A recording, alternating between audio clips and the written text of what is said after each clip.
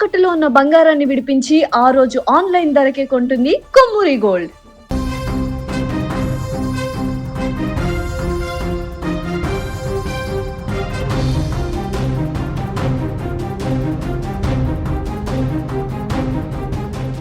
ప్రేమించలేదనే కోపం పెళ్లి చేసుకొని వెళ్ళిపోతుందనే కక్ష ఒక నిండు ప్రాణాన్ని బలి తీసుకుంది. మహబూబ్ నగర్ జిల్లా జడ్చర్లలో నడి రోడ్డు పైన ఒక ఉన్మాది ఘాతుకానికి తెగబడ్డాడు. ప్రేమ పేరుతో వేధించడమే కాకుండా పెళ్లి సంబంధం కుదిరిందనే నెపంతో ఒక యువతిని కత్తితో గొంతు కోసి కిరాతకంగా చంపేశాడు. జడ్చర్ల పట్టణంలోని ఎర్రసత్యం కాలనీకి చెందిన రామచంద్రయ్య, శ్రీలత దంపతుల పెద్ద కుమార్తె వైష్ణవి ఒక పాఠశాలలో రిసెప్షనిస్ట్గా పనిచేస్తుంది. గతంలో హైదరాబాద్లో పనిచేస్తున్న సమయంలో ఆమెకు తేజ అనే యువకుడితో పరిచయం ఏర్పడింది. ఆ పరిచయంతో తేజ ఆమెను ప్రేమించాలంటూ వెంటపడ్డాడు. కానీ వైష్ణవి అందుకు నిరాకరించింది. ఈ క్రమంలోనే ఇటీవల వైష్ణవికి వేరే ఒక మంచి పెళ్లి సంబంధం కుదిరింది. నిశ్చితార్థానికి ఏర్పాట్లు జరుగుతున్నాయనే విషయం తెలుసుకున్న తేజ ఎలాగైనా ఆమెను అంతమొందించాలని కక్ష పెంచుకున్నాడు. హైదరాబాద్ నుంచి జడ్చర్లకు పక్కా ప్లాన్తో కత్తితో వచ్చాడు. శనివారం సాయంత్రం వైష్ణవి స్కూల్ ముగించుకొని ఇంటికి తిరిగి వస్తున్న సమయంలో తేజ ఆమెను వెంబడించాడు. నడి రోడ్డు పైన అందరూ చూస్తుండగానే ఒక్కసారిగా దాడి చేసి తన వెంట తెచ్చుకున్న పదునైన కత్తితో వైష్ణవి గొంతుకోశాడు. తీవ్ర రక్తస్రావంతో వైష్ణవి అక్కడికక్కడే కుప్పకూలింది.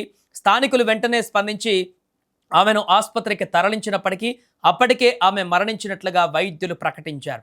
ఈ ఘటనతో స్థానికంగా పెద్ద ఎత్తున కలకలం రేగింది. ఇక హత్య చేసిన తర్వాత పారిపోవడానికి ప్రయత్నించిన నిందితుడు తేజను స్థానికులు వెంబడించారు. నసరుల్లాబాద్ రోడ్డు సమీపంలో అతన్ని పట్టుకొని చేతులు కట్టేసి బండరాలతో తిరగబడ్డారు. ఇక తీవ్ర ఆగ్రహంతో స్థానికులు చేసినటువంటి దాడిలో తేజకు తీవ్ర గాయాలయ్యాయి. సమాచారం అందుకున్న వెంటనే పోలీసులు ఘటనా స్థలానికి చేరుకొని నిందితుడిని కాపాడి మహబూబ్ నగర్ ప్రభుత్వ జనరల్ ఆసుపత్రికి తరలించారు. ప్రస్తుతం ఐసీయూలో చికిత్స పొందుతున్న తేజ పరిస్థితి అత్యంత విషమంగా ఉన్నట్లుగా తెలుస్తోంది. ఇక మరోవైపు స్థానికుల దాడి చేస్తున్న సమయంలో వైష్ణవి తనను ప్రేమ పేరుతో మోసం చేసిందని, తన డబ్బులు కాజేసిందని తేజ అరుస్తున్న వీడియో ఇప్పుడు సోషల్ మీడియాలో వైరల్గా మారింది. కానీ పెళ్లి సంబంధం కుదరడం వల్లే ఈ ఘాతుకానికి ఒడిగట్టానని పోలీసులు ప్రాథమికంగా నిర్ధారించారు. ఇక వైష్ణవి కుటుంబ సభ్యుల ఫిర్యాదు మేరకు జడ్చర్ల పోలీసులు కేసు నమోదు చేసి దర్యాప్తును ముమ్మరం చేశారు. ఈ దారుణ ఘటనతో వైష్ణవి కుటుంబంలో ఇప్పుడు తీవ్ర విషాద ఛాయలు అలుముకున్నాయి.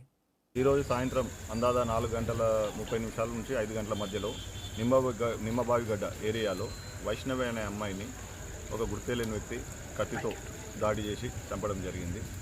అట్టి వ్యక్తిని కూడా అక్కడ ఉన్న లోకల్ పీపుల్ కొట్టడంతో అతను కూడా సీరియస్గా ఉంది. అతను కూడా హాస్పిటల్లో అడ్మిట్ చేసాము. ఇంకా అండర్గోయింగ్ ట్రీట్మెంట్ ఉన్నాడు.